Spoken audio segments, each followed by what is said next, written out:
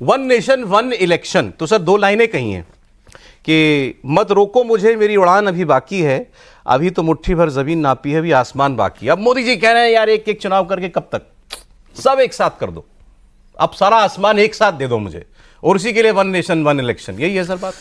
देखिए, इसके लिए दो एस्पेक्ट समझिए, एक तो अवधारणा, कॉन्सेप्ट क्या था, और व्यवहारिकता। दो ही चीजें होती किसी में, what is in principle and what is in practice. तो अगर हम प्रिंसिपल देखें तो जब हमारा संविधान बना तो संविधान निर्माताओं ने क्या कहा, 1952 से लेकर 67 तक वन नेशन वन इलेक्शन ही चला ना। यानी उन्होंने कहा कि सारे चुनाव एक साथ होने चाहिए, उन्होंने तो नहीं कहा कि अलग अलग होने चाहिए। इसका मतलब अगर कोई आज ये कहता है कि साहब अलग अलग चुनाव होने चाहिए तो संविधान निर्माताओं की भावना का मजाक उड़ा रहा है, क्योंकि उन्होंने तो 52 से शुरू किया, राज्य विधानसभा और जो केंद्र के चुनाव एक साथ हुए। अब यहां एक व्यवहारिकता की बात बताता हूं। आज ये बताइए, भारत की तुलना आर्थिक विकास, सामरिक शक्ति, कूटनीतिक दक्षता और स्टेटस में आज किससे होती है? चाइना से।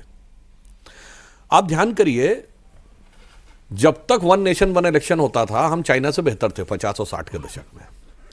73 तक हम 74 तक चाइना से बेहतर थे। उसके बाद चाइना ने 78 में नई इकोनॉमिक पॉलिसी अडॉप्ट की। 80 में भी हम चाइना से बेहतर थे। जो दर्शकों से कह रहा हूं, कोई जाके चेक कर ले, हमारा फॉरेन एक्सचेंज रिजर्व $7.8 बिलियन था, कांग्रेस का ही शासन था, और चाइना का 2.7 था। 86-87 में चाइना हमसे आगे हुआ, पर कोई खास अंतर नहीं था।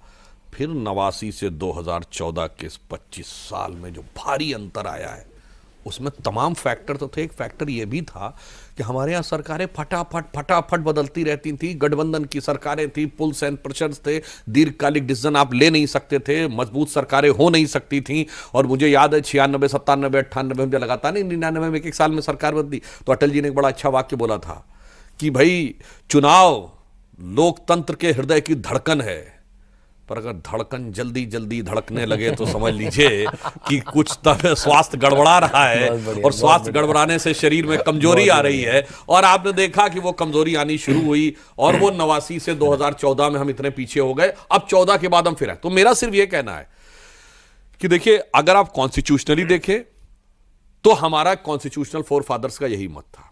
हम प्रैक्टिकली देखें तो भारत को विकास के पथ पर आगे जाना है, तो इसके लिए जरूरी है कि चुनावी मानसिकता से थोड़ा बाहर निकले। और मैं कह रहा हूं, अगर लाइटर नोट पे देखें तो भाई हम पे ही तो आरोप है ना कि बीजेपी इलेक्शन मशीन है जी।